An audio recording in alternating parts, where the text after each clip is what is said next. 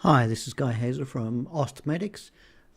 Here I am talking about District of Workforce Shortage. If you wish to work as Australia as an overseas trained doctor, you will be subject to a District of Workforce Shortage restriction. The restriction is based around the location you can practice as an overseas trained doctor. There is also an additional restriction if you are not a full fellow of RACGP.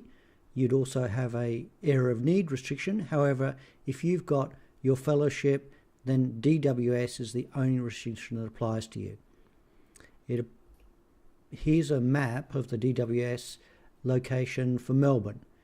If you look at the areas highlighted in orange, as an overseas trained doctor, you wouldn't be allowed to work in that orange area. All the rest of the area on the map, you'd be allowed to work. So let's just examine that further. It applies to GPs and other specialties.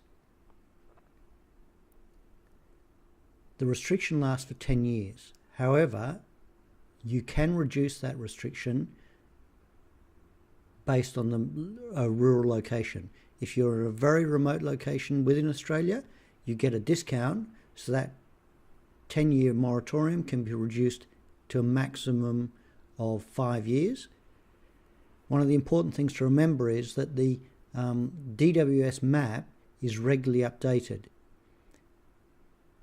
so that areas where there are currently DWS will, over the next couple of years, 5 years, 10 years, whatever, be zoned as non-district workforce shortage, and you, as a new doctor arriving in Australia, won't be able to work in those locations.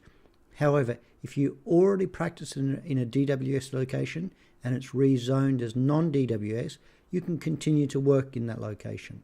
So if you wish to look at the map for the whole of Australia, the website's called Doctor Connect, and the link is just there. So let's look at Sydney. The DWS restriction around Sydney, not surprisingly, encompass all of Sydney, probably an hour and 15 minutes from the centre of Sydney. You wouldn't be able to practice. My suggestion would be to consider working north or south of Sydney. You could still get into Sydney relatively easily. However, you'd be on the coast. You can enjoy a really, really nice quality of life. Housing's much cheaper. And so locations between, say, Wollongong and Cronulla, on the beach. And then there's north of Sydney on the central coast, between the central coast and Newcastle. Big, good locations, on the water, high quality of life, which to me is the important thing. Melbourne, again, is a similar situation. There, to the west, there's a growth corridor around Werribee, and you can still practice there. The DWS restriction clearly only restricts you to where you can work. It doesn't restrict you as to where you can live. So you can live in the centre of Melbourne and commute outwards to, say, Werribee, or on the eastern side down towards Narre Warren.